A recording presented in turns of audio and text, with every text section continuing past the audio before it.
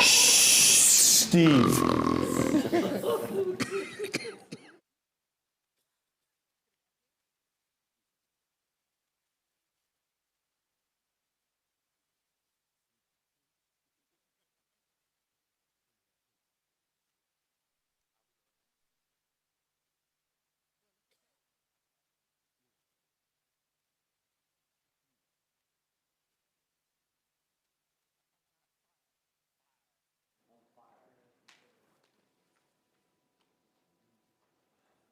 I've got to say something to the online audience first.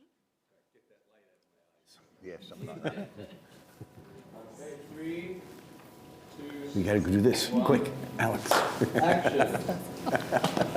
Okay, just a brief announcement to all those wonderful people who have been supporting us online. We know you're there. We can't see you. You can see us. And we have wonderful techies here who tell us there's a couple of hundred of you out there watching us now. So A, thank you, and B, if you want to access all of the stuff we've done, if you've only just joined us and you want to access all of the stuff we've done in this last week, and you're a member of our online community, there's a link underneath this video where you can sign up and get all the videos, and of course there's a fee, of course. But you're welcome. Thank you. Now, both Kayvan and Rick have asked me in the last couple of minutes, what are we going to talk about in this workshop? I've gone, I don't know. This is the end of the event. I mean, I'm pretty numb. I'm not, and I've never needed a subject to talk for an hour, so I'm good. You pick the subject. No. I'm so pleased that Alex is sat between us. This has been a phenomenal event. It's been so good. It's just wildly exceeded my expectations. And I suppose now we better do what it says in the programme, and that's talk a little bit about the future.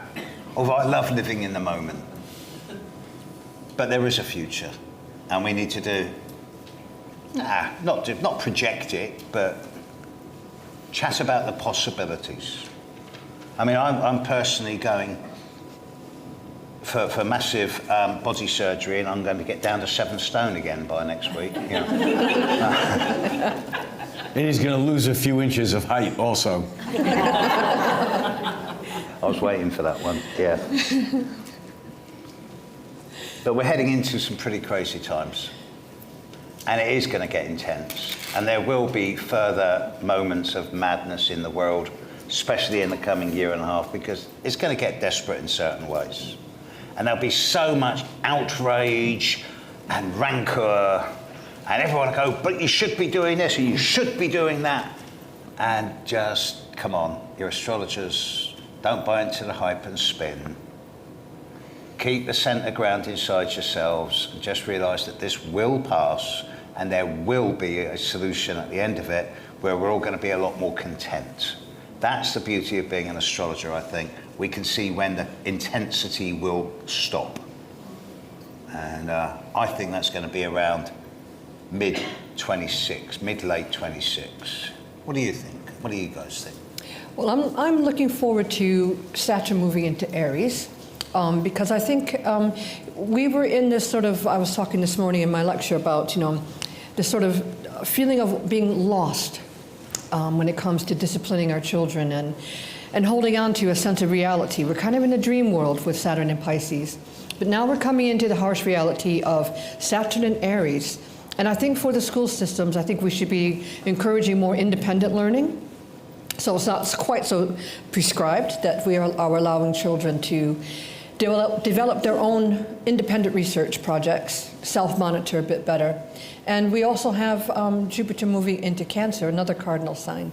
And personally, I've always found Jupiter and Cancer a bit of a challenge.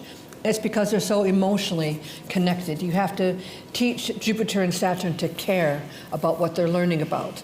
So, I'm looking forward to this cardinal stage of learning, where things are going to move a little bit faster. My turn? Your turn. Thank you for waiting for once.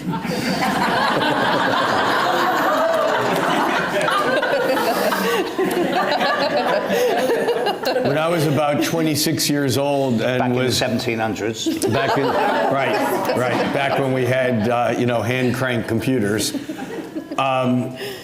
I was standing around with a bunch of guys who were about 20, 30 years older than I am, and someone said something to me that was kind of like a put down, and I kind of got angry, and one of the guys there said, "Levine, if you're going to continue to dish it out the way you do, you better learn to take it." Those very wise words. First of all, I just want to give my sincere thanks to my younger, smarter metaphysical brother, Steve, who kind of approached me, well, not quite a year ago and said, "What do you think?" And I said, "Yes," before I even heard the whole story. He did. And then shift happened. And so thank you for your fortitude and courage and seeing this as a vision and holding on to it and putting it together and involving us, Penny and Alex and me and all of you, and Nick and all of you. And that same trip, when Steve and I got together last August, September, I bumped into Nick at the AA, at the Astrology Association of Great Britain, at their conference. And he said, "What are you doing after the conference?" I said, "I'm going down to Sussex to hang out with Steve Judd. Do you know him?" And he said, "Oh, you mean the gatekeeper?" Because Steve was instrumental in Nick's success in the academic world, because he was the person, and he may not shout this, but he was the person that made the move from Bath Spa to Lampeter possible. I don't believe I'm exaggerating that story, am I? Yeah. So thank you, Steve, for that. As far as the future goes, I mean, we'll recycle around again in a bit, and I'll have more to say. But I do think that by the time that these ongoing sextiles and trines are done between Uranus and Pluto, with the sextiles from Neptune, and Jupiter will come into the mix there when it moves into Leo, and in July 19th of 2026, we'll have Jupiter at 4 degrees of Leo, and Uranus at 4 degrees of Gemini, and Neptune at 4 degrees of Aries, and Pluto at 4 degrees of Aquarius. And into that, on the 19th of July, the moon will sweep through. It enters Libra, and it will be at 4 degrees of Libra, and we'll have the 4 outermost planets and the moon all making five out of 6 points on a Solomon seal or a 6-pointed star. And I really believe that won't be the turning point, but that will be the point of no return. By that time, and by the 5th and final Uranus-Pluto trine, by the time we reach 28, 29, it'll be done. Whatever it is that happened here, we'll begin to see what it was that happened here. And until then, we have to maintain awareness and activity on whatever level we can, because by the time we get through that phase, there will be no going back. In the United States, there's a tribe of native and indigenous peoples, First Nation peoples, American Indians. And as you may know, the story about why Indians are called Indians is a bullshit story.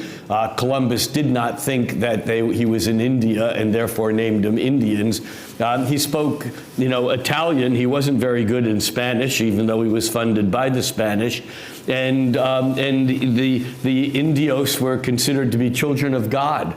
And it was not, it had nothing to do with, as a matter of fact, India wasn't called India then, you know, so it's kind of crazy that, but one of the American Indian tribes in the Southwest are the Hopi tribe, and they're particularly known for their prophetic visions and their elders who have basically spoke about this time that's coming.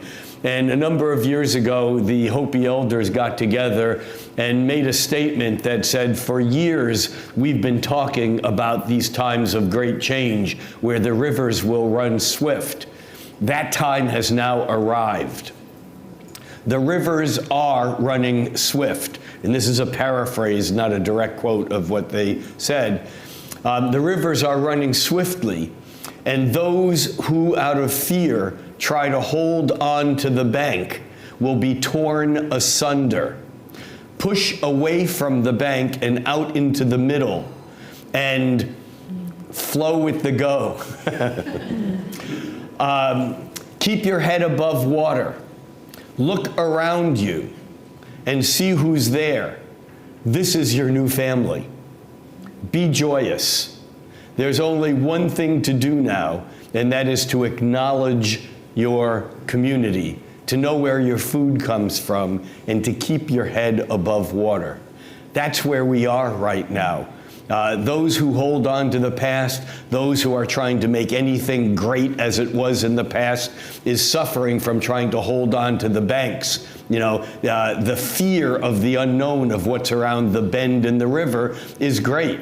But those of us who do astrology have something to hold on to. My now dearly departed astrological buddy, partner in crime, Jeff Jower, who passed from this plane, geez, just a little over 10 years ago now.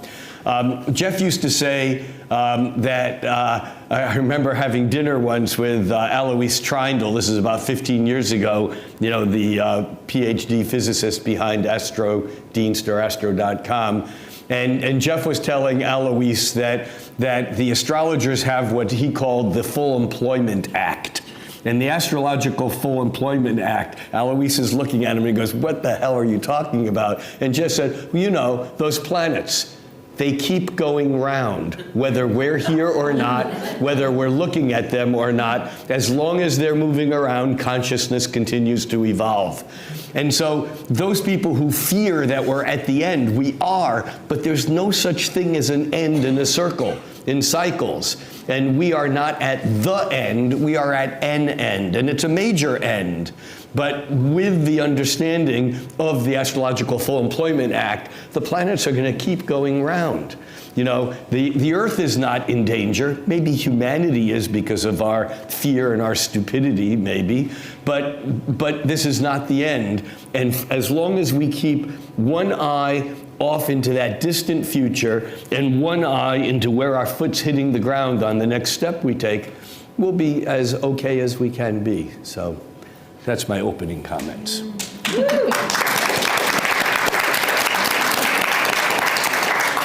And I would also suggest we keep our third eye on the immediate future. Because, as you're all no doubt aware, the astrology of the last 8 weeks has been absolutely batshit crazy. It's only just emerging from a radical period of intensity and concentration, which is half the reason I put this conference on these dates, because I was suspecting that the last couple of months would have been so crazy that we needed something like this to make sense of it, which isn't that far out, actually. But viewing that from a purely astrological perspective, this last couple of months has been like the battering ram that's opened the floodgates. There are at least 3 more times this year where there's going to be trouble, potentially. June the 8th, 7th, 8th, 9th, Mercury and Jupiter at 0 Cancer, Saturn and Neptune at 0 Aries. August 7th, 8th, 9th, I forget if it's a new moon or full moon, with Mars at 0 degrees of Libra, opposite Saturn and Neptune. And September the 21st, a near total eclipse of the sun at 29 Virgo, opposite Saturn and Neptune. These are trigger dates. They're not going to have the intensity of the last, or at least the longevity of the last couple of months, but they will have a degree of short, sharp intensity. So you need to not let yourself get sucked into the hype and spin of these times, because there's going to be more moral outrage, you can be sure. I haven't even looked into 2026 yet, apart from a Saturn-Neptune conjunction. I'm too busy living this year. So, not a good time to go and suddenly, I don't know, go into the centre of a big city and stand there with a placard or something like that. I made a deal with my partner that a few weeks ago I said I was going to get really bonkers around the end of March. Let's go on holiday for a week. So we ran away to the wilds of North Yorkshire where there were no humans and lots of springs, and had a wonderful recharge. And just be careful around those dates, because they might get a little bit messy, just a little bit. And seeing as they're not stopping me, We're not encouraging you either, just to be clear. I would particularly suggest that June 7th, 8th, 9th period, with Mercury conjunct Jupiter, square Saturn conjunct Neptune, is not a good time for financial speculation, risk, or chance taking. Jupiter square Saturn is very much around the markets, the stocks, the shares, the businesses, the big money, and it could get quite heated. It could go very much up and down at that time. So unless you're a really good gambler, don't speculate at that time. Could you repeat those dates? Please. Repeat the dates. 7th, 8th, 9th of June. That's when Mercury lands on top of Jupiter.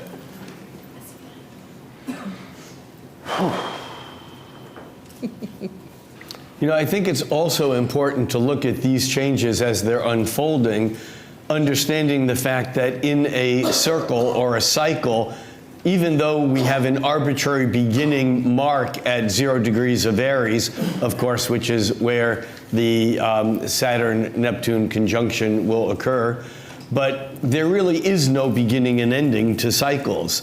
And when we try to say what's going on now with reference to what went on before, we often use a planetary conjunction as a beginning of a cycle, like a new moon being the beginning of whatever the next lunar cycle is.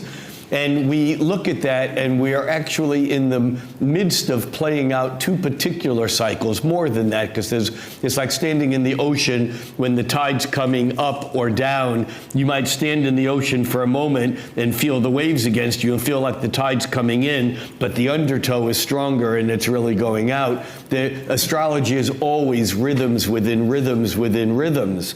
And one of the primary rhythms, maybe the deepest rhythm that we're playing in right now, is the new moon cycle. And I say new moon, it's really the new Uranus cycle, meaning the Uranus-Pluto conjunction that occurred in the mid-1960s. And when the question was asked earlier about psychedelics and the role of that, like Steve, I'm a few years older than Steve, but I was there and I do remember everything about it. And yes, there may have been various substances involved that had to do with unlearning what I thought I knew and opening up the filters of my brain that allowed me to perceive things that may have taken, months or years of practice. Not that one might not be able to get there, but it was pretty instantaneous for a lot of people during that period of time. But the Uranus-Pluto conjunction in 1965, 66, 64, 65, 66, that really impacted the entire 60s, was a seed period for the squares between Uranus and Pluto in the 2010s, but 2012 to 2015, when they moved in and out of exact square 7 times over the 3 years. And a lot of the things that came up in the 1960s, including the second wave of feminism, including protesting on the streets, anti-war, civil rights, corporate stuff, plant chemistry and the use of it for individual consciousness growth, ecological issues. All of these things were all of a sudden back on the streets again and in our mind. Not that they ever went away completely, but it was a very dynamic period of time with the Arab Spring, with Occupy this and that. I mean, just the amount of changes and that led to the next point, which was the Saturn-Pluto conjunction. And the Saturn-Pluto cycle has its own magic to it that is, I call it the waltz time of civilization, because Saturn and Pluto make that, in effect, new moon. Here it's a new Saturn to Pluto 3 times a century. So it's almost like this is like a Straussian waltz that every 100 years goes 1, 2, 3, 1, 2, 3.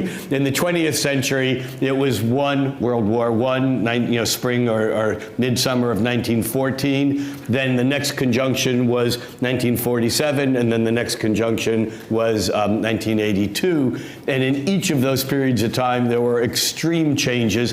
And then the oppositions actually made it more like 1 and 2 and 3 and, where you had the oppositions of, 1931 with Hitler coming to power and Mussolini and the Depression in the United States and the Japanese invasion of China in 1931, and then the opposition again in mid-60s, the Israeli-Arab conflict coming to another round of head, and to the American war in Vietnam and so on, and then the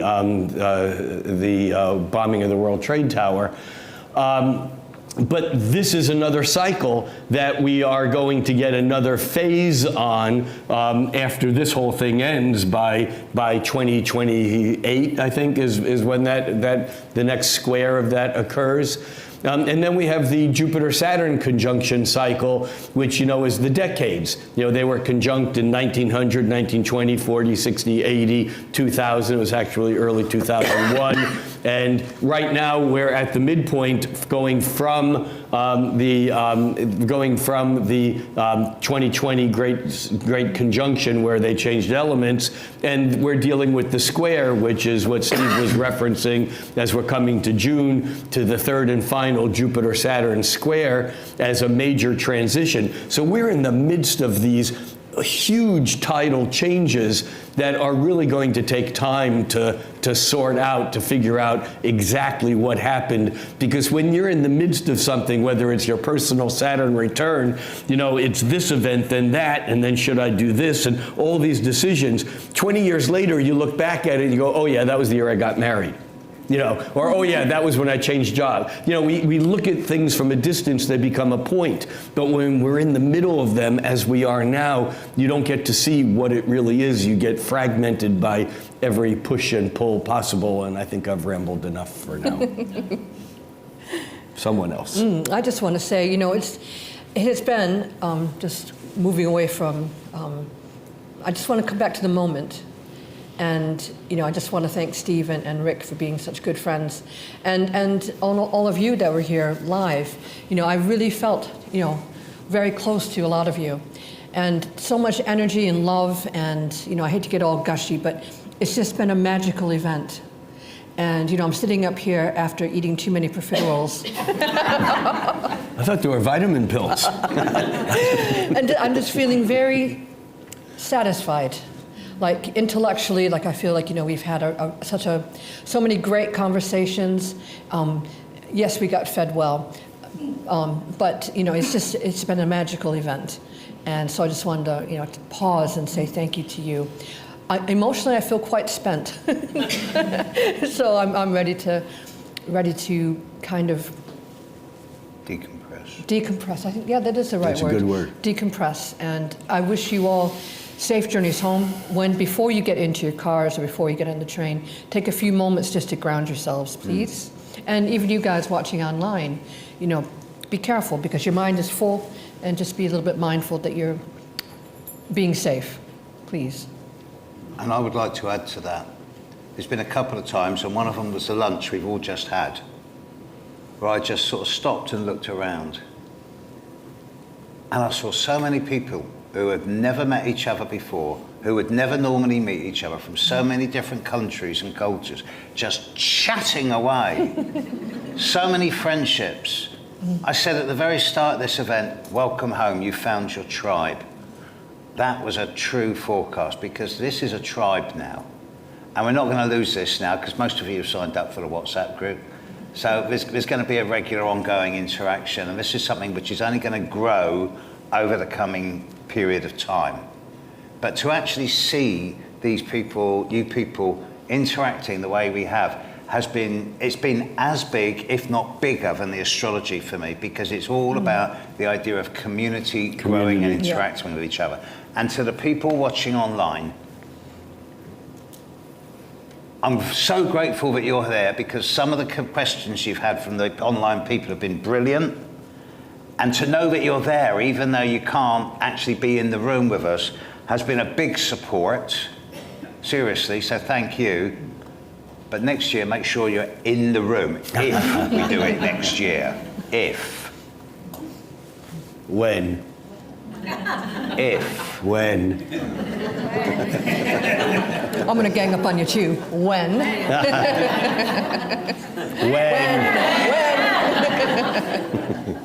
Careful, or I'll hand all the organisation off to you two. Nothing has been agreed, nothing has been signed, possibilities have been postulated. I've talked with people informally. The dates are being held by the hotel in case we decide to do it for a few weeks. But nothing will be decided for at least a month, because I need to sleep. And I need to seriously decompress from this, think about what we've done, and I need to see if I've actually lost money. I don't think I have. But if I have, then it's going to, I don't know what will happen. So, yeah, but if I have lost money, it hasn't been a lot. I thought I was going to lose about £40,000.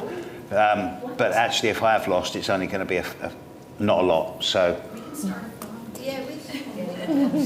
well, that means I have to put the prices up next year, if it happens. But the first event is always the most difficult.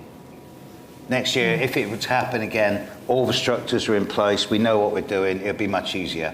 And if it happens next year, oh, shut the fuck up.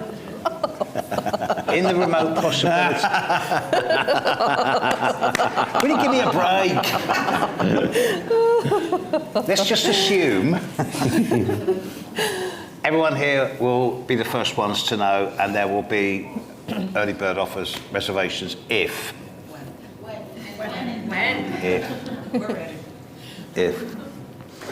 Well, I've been We'll thinking see. about some new places we can visit on the next tour.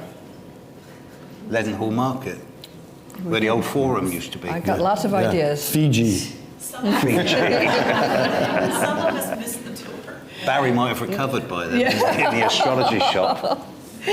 Yeah, we did. I said that on the first night. We did 17,000 steps on our astrological tour.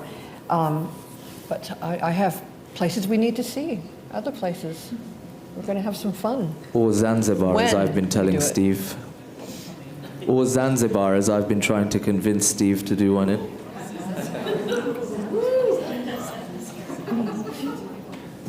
What did he say? What's he saying? What's he saying? Zanzibar. Zanzibar. Or Zanzibar, doing one in Zanzibar, as I've been trying to convince Steve. No, still can't hear him. No. He said we. Oh, never mind.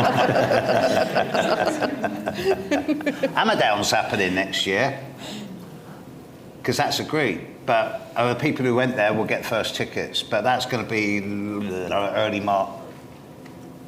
March next year. But everyone, you'll all get an email or some type of communication letting you know, and you will all get first dibs.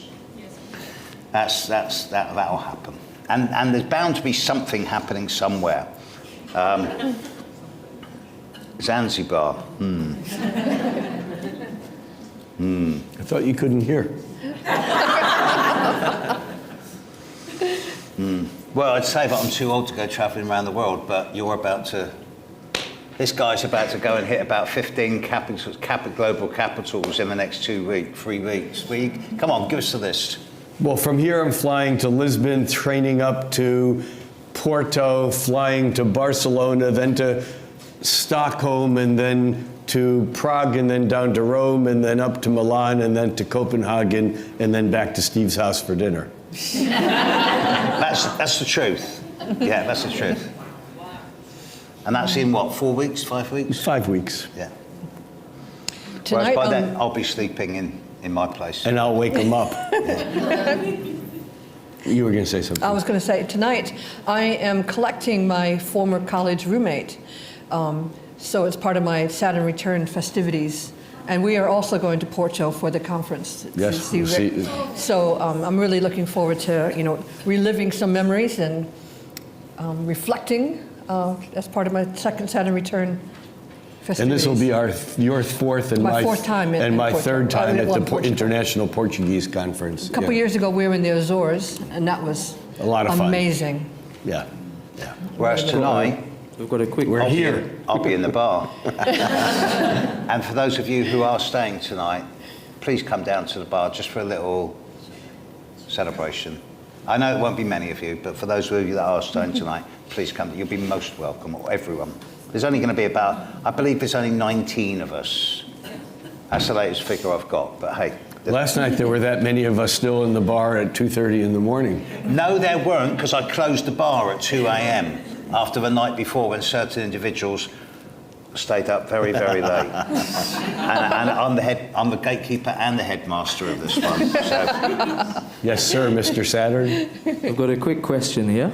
Yeah, Thank you all for this event. speak up. I said thank you all for this event, and I wanted to know if you could each maybe say briefly if you could have put a pause button on the weekends and had time to reflect on your presentations or the topics or how things unfolded, if there were any topics that you wish you could have stuffed into one of your presentations, like something that you missed and might just tell us what those little bits were that got left behind. I was very intrigued by Amanda's, she was talking about William and conception charts, because I had done quite a lot of work with the Frankenstein stuff and about creating artificial life in a petri dish. I wish I could have, had a bit more time to explore that topic a bit more. But, maybe in the future, I could look into that. On that note, I have to be very careful the way I phrase this.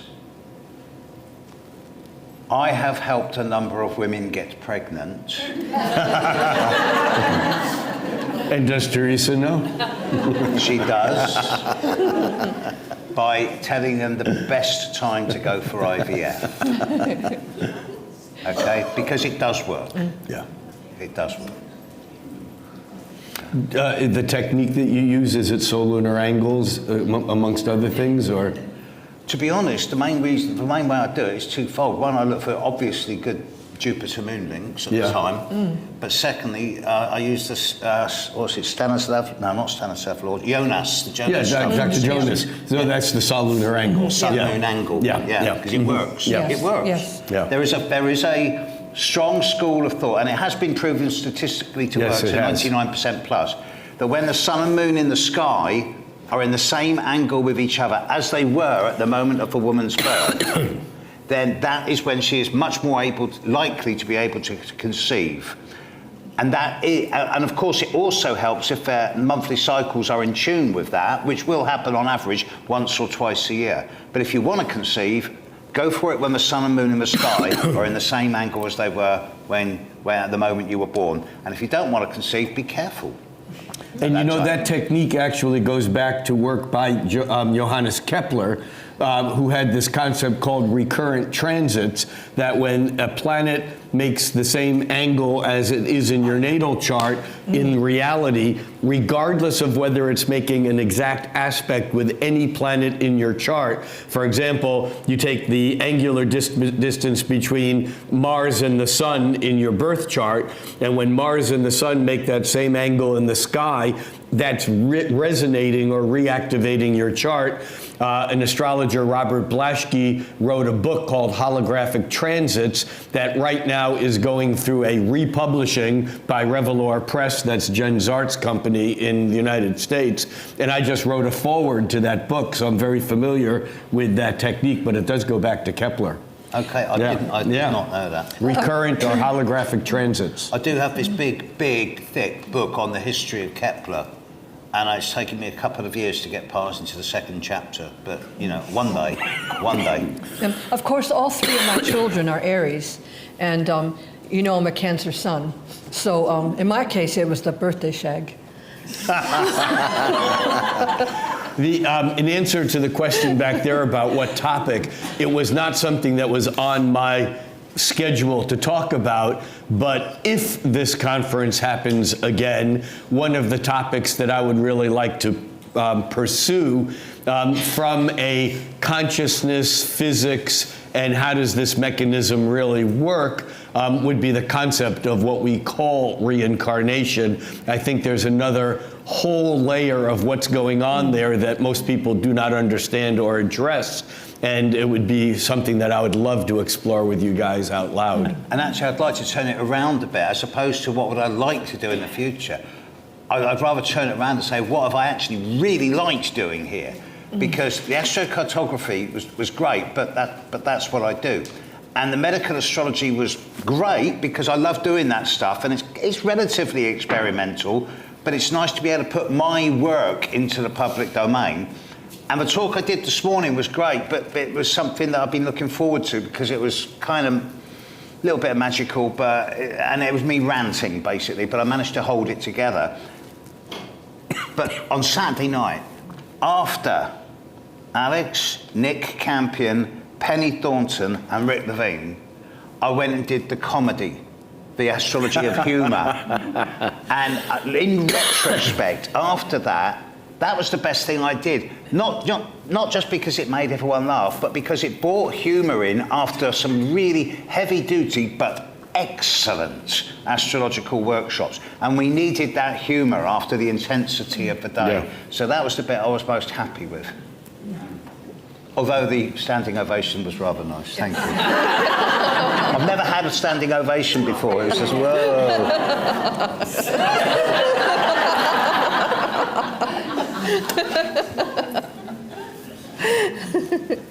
Question.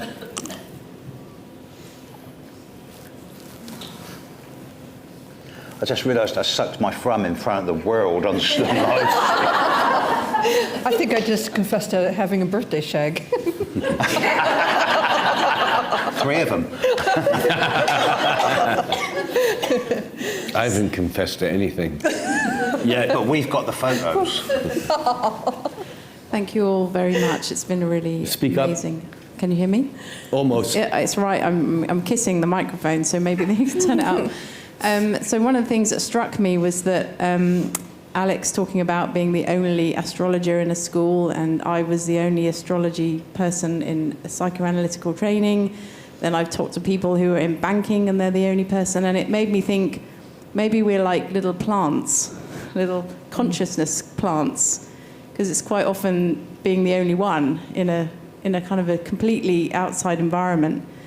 But other than that, I just wanted to ask, maybe there's people in terms of the what next. I'm wondering if there are people in the room that have got ideas of what next, and if there's ideas from the community or the tribe in terms of that line of thinking that you proposed. I would say that if your analogy of a little plant is relevant, then in the last 3 days we've all had a big dose of super intense multi-strength organic fertilizer. I agree, yeah, absolutely. Yeah. So, yeah. Thank you all very much. But open to suggestions for stuff in the future, yes. But it's not something we can just turn on like that. Well, we could, but it wouldn't be real. It has to be something we're passionate about, that we're actually feeling, because you can't just do astrology like that. You've got to feel it inside yourself. You've got to flow with it. It's got to feel good. Otherwise you're just reading the books and reading the scripts.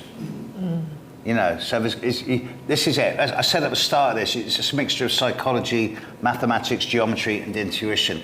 And it's a mixture of science and art. And there is no swing either way. If you can't bring the magic into it, then it's not going to work. You know, in the human brain, the right hand is connected to the left hemisphere, and the left hand to the right hemisphere. The left hemisphere is logical, rational, scientific thinking. The right hemisphere, the feminine, the yin, the left hand, which of course, as we know in Latin is sinistra, and the sinisterness and the judgment of the right brain, left hand by the patriarchy. If you can use both hands, the word is ambidextrous, dexter, right hand. Doesn't mean both hands, it means two right hands. Well, astrology, I believe, is the corpus callosum, which actually is the highway between the nerve bundle that connects the right and left brain. And if there's a magic of astrology, it is connecting the science and the art, is connecting the art and the craft, the time and the space, the yin, yang, whatever the opposites are. That's the magic that astrology brings to this, is that it's neither this nor that, it's this and that. It's both this and that. Absolutely. And just on that point, I know this is a bit left field, but for 900,000 years at least, humanity developed from a hominid into a short, squat being with a very large single lobal brain up until about 50,000 years ago, and then all of a sudden, out of nowhere, within 20,000 years, which is only about 300, 400 generations, we shot up by 1.5 feet, and our brains split into two. We became bilobal. This doesn't happen in nature that fast. So it points to some type of sudden accelerant in evolution at that Aliens. I didn't say anything. I'm so glad I'm sitting between you two. There are certain, for example, Rupert Sheldrake postulates that might have been mushrooms, or the sudden development of eating large amounts of meat, protein. Terence postulates the same, except he assumes that the mushrooms came from a distant star as a form of intelligence. He does indeed. And he also said that when the mushroom Logos spoke to him in one of his trances, he said, look, we got it perfect. We've worked out the best way for intergalactic travel. Yeah. It's just single cell, microcosmic, small mushroom particles. And then we found this beautiful blue pearl, and we thought, oh, great, this is paradise. We took over. And then the monkeys grew up. So they made an agreement with the monkeys that if I gave the monkeys intelligence, the monkeys would help the mushrooms go back into space. And I've heard worse theories. We'll see. So I have the mic. I have a couple of questions. Speak up. Oh, sure. Yeah, is that good? Yeah. So my first question is, how do you see astrology evolving with regards to the more discoveries that are made, like with the Kuiper Belt objects and the more asteroids, and is it going to be shifting from the traditional or just the inclusion, or I just wondered what your we're going to thoughts have were. a big argument about this one. We are, but I'm going to be right. Go for it, Steve. Here, I'm going to break my normal rules and be traditionalist. I have a rule of thumb that says that objects in space, in general, don't have an astrological effect unless they are round. Things like Chiron, as far as we know, Ceres and Pluto are round, whereas all of the asteroids bar Ceres Sedna, Eris are potato-shaped. They haven't formed enough gravity to become circular. So to me, that doesn't count. Now that's a personal opinion, and it may be that Rick thinks I'm wrong. I doubt it very much, but you never know. And I'd be interested to hear what Alex thinks on this as well. Yeah, I mean, I'm just thinking about, when William Herschel interrupted his own music lesson to look up in the sky with his handmade telescope, itself an act of invention. And he spotted something rather like a comet. And, how that changed how we view the universe. It suddenly was limitless. But Uranus was the first and the only and the last object to be discovered by a human. Everything else was discovered by, Neptune was discovered by mathematical calculations. Pluto was discovered by photographic plates. And the others, I couldn't even tell you. Space telescopes. But I think there is something very, very, very special about Uranus. Always the butt of astrology jokes. In that... The butt of astrology? Yes. It sure is. I knew that would have to come in sometime, yeah. And it gives off methane gas as well, apparently. But it's interesting hearing about the smaller objects out in space, and it's interesting to give them names and give them mythology. But I'm a little bit, because their orbits are so long, or their orbits are elliptic. I just think I doubt their effect. It's just maybe it's embedded in the mythology that it permeates our consciousness, which maybe makes them valid in their own way. But I just think it's something different aside from Uranus, if you see what I'm getting at. Yeah, I'm going to leave it there. Well, and I think that my odds are really good because it's 2 against 1, and my vote's going to be bigger than theirs. I take the complete opposite point of view, and I believe that to shirk from the now known fact that locality is an illusion, and that distance is an illusion, that space actually is not what we think it is, and that everything is connected to everything, like the ancient Hindu tradition of Indra's net, where the universe or the cosmos was a net of pearls, and in every single pearl it reflected the totality of every other pearl in the net. And I believe very firmly, it's a religious belief of mine, substantiated by quantum physics, that everything is connected to everything. And although there are only about 20,000 named asteroids out there, when one looks at one's chart and sees what asteroids with crazy names are conjunct various planets in their chart, the stories, although anecdotal, are absolutely mind-boggling. The fastest example I can think of out of my head is that when Bill Clinton was running for president, he played saxophone. He only played the saxophone in public once, and it was on a nighttime talk show, the Arsenio Hall talk show, and that night the asteroid named Sax was conjunct his natal sun. Now that doesn't prove anything, it's just everything is connected to everything, and I think Steve's judgment of potatoes versus marbles, I understand, is his, and it works for him. And I think that in astrology it's really important, if you have something that works for you, whether you can rationalize it or make sense out of it or not, it doesn't matter, because the universe is plastic, and I don't mean artificial, I mean moldable, malleable, and what it is that we believe actually will come back to us by what it appears to be out there. And there are people who use techniques that I think are just crazy, but they use them, and they work. And I use techniques that you might think are crazy, and they work for me. So don't let anyone ever talk you out of the techniques that you're using, except I think that to shirk from the fact that everything is connected to everything is a bit, to me, it lacks something. I'll ease off. And that's not a judgment of these guys. It's just my position is very, very different.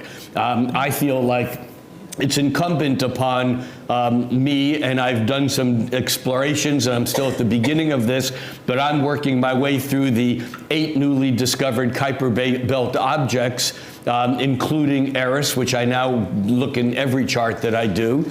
And it's overwhelming as to what it is that it gives me in information. And Sedna and Maki Maki and Varuna and Gong Gong and all these alien things that we don't know about.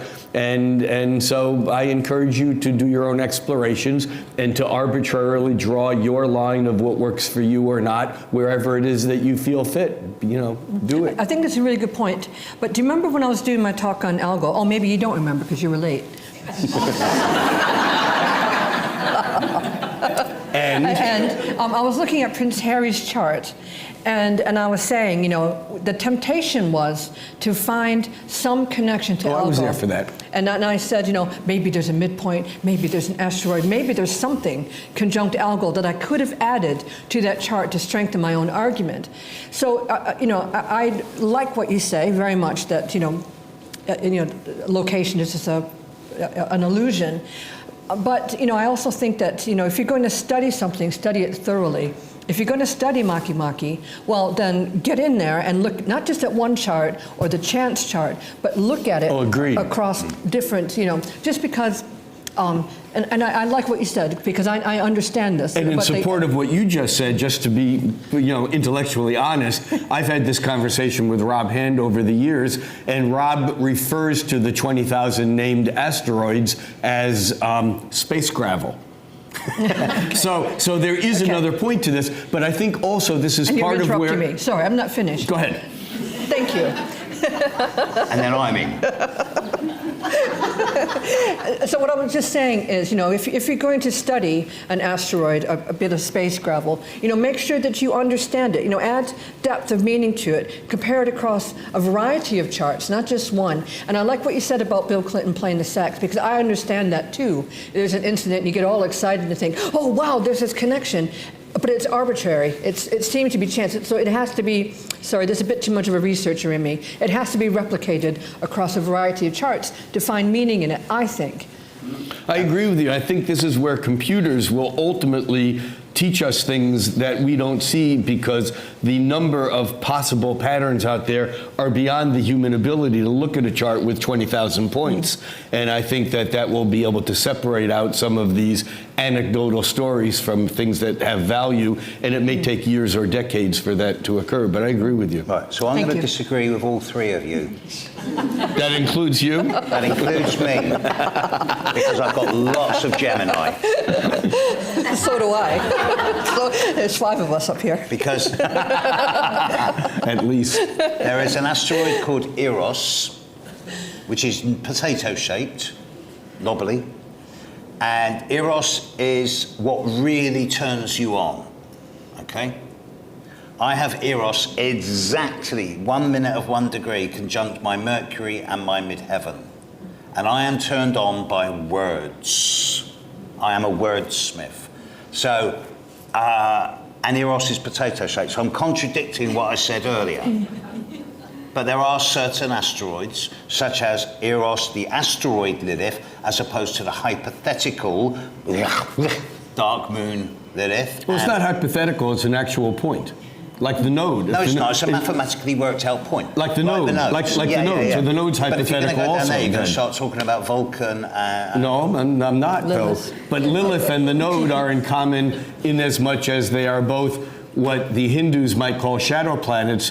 We can't perceive them. There's nothing that we can see with the node, but it is an exact, accurate point. Is Black Moon Lilith. It's simply the apogee of the ecliptic, or of the moon's orbit around the Earth. That's all it is. Whether you use it or not, it's not an imaginary point. It's a real mathematical point. Well, I'm just going to choose to... I'm not going to disagree with the mathematics of what you say, because you're right. And I respect your desire or your inclination not to use it. We all draw arbitrary lines. We have to. In other words, the ego creates boundary, and without doing that, and any line that I create or Steve or anyone creates as to what we use or don't use is ultimately arbitrary, but we have to do that as humans. I totally respect that. It's nothing like feeling at home home on the playground. But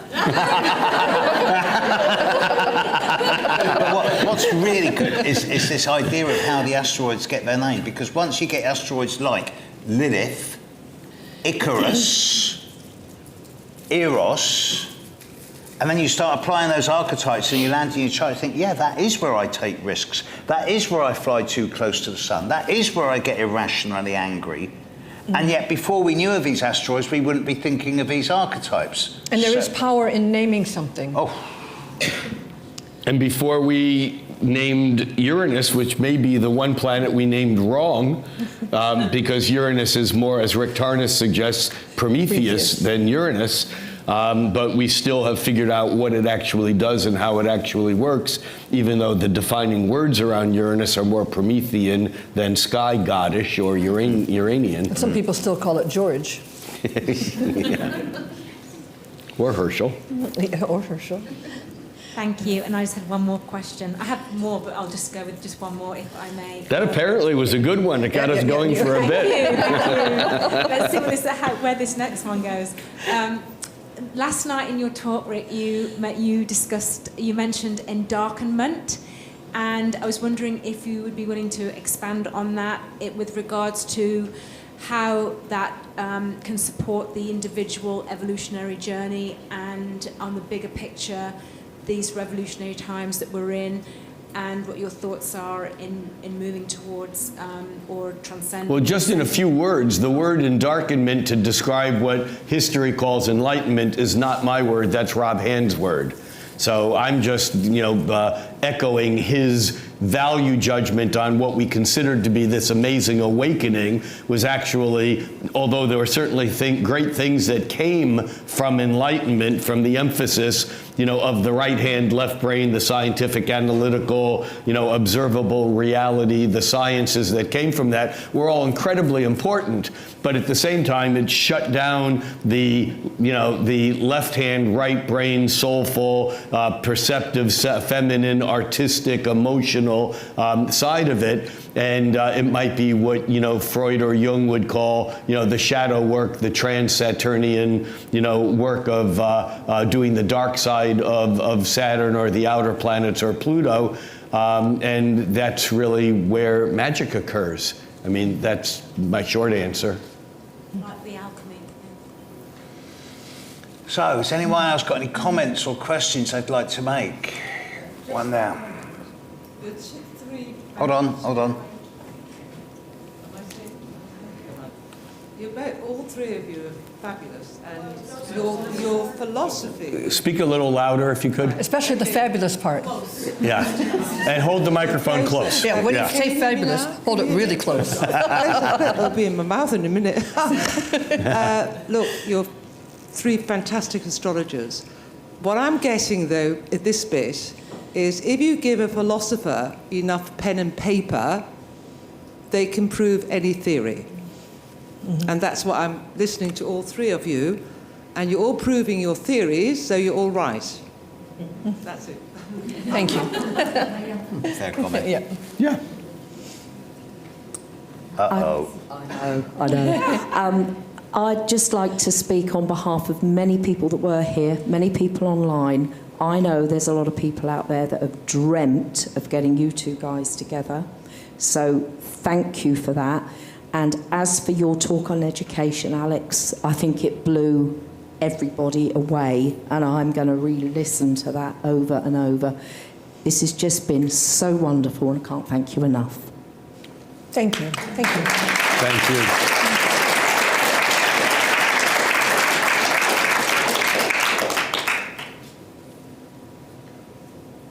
I think it's time for the thank yous. Thank you. Thank you. Thank you. Thank you. Thank you. Thank you. Before you stand up, Thank you. Can we go home now? Before you stand up, Antonio and I also organized something for us to be able to say thank you. So if you'd like to step to the side just for a moment, please. Bastard. Uh-oh. I told you we were going to be set up. Help you up there. Oh, thank you, youngster. Near Saturn returner. Sorry.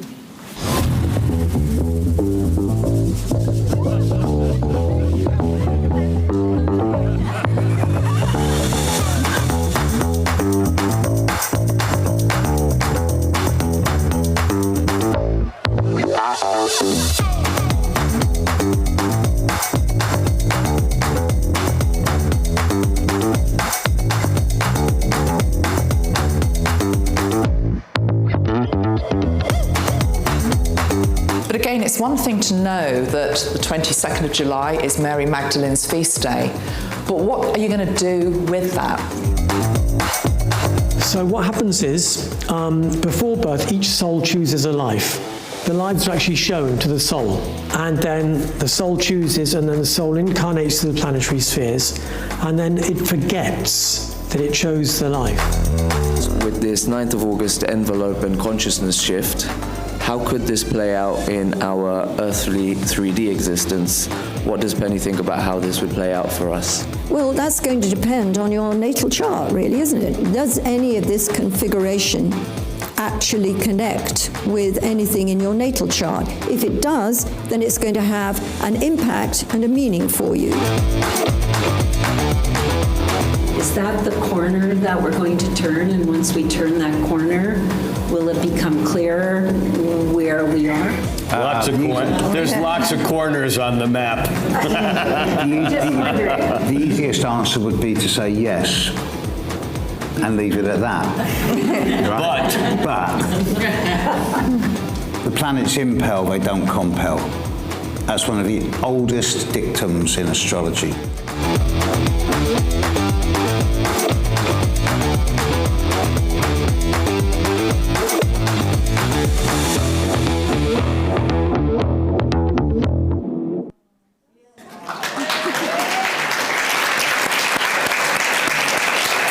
Could have been a lot worse.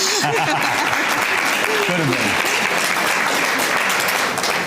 We do need to thank some other people, seriously though. We've done most of the thank yous. There's a couple of people, there's 3 groups of people we missed out. Antonio.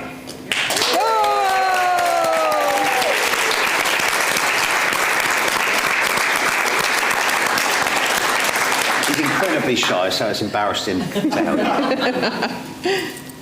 I particularly want to thank the hotel and the hotel staff and the people who did the food here. Unbelievable. Spectacular.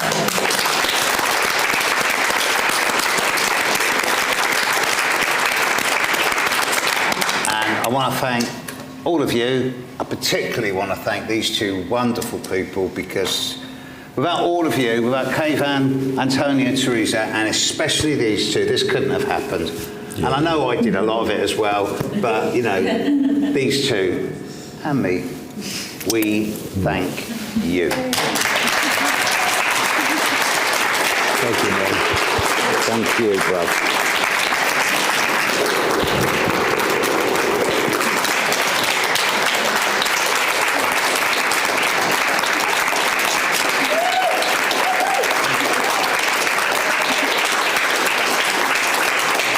Take a bow.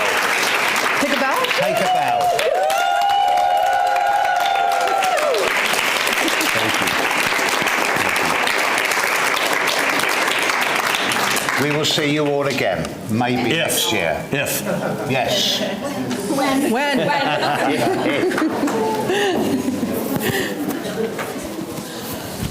That was fun. Hope you have lipstick on your face. Oh, you do.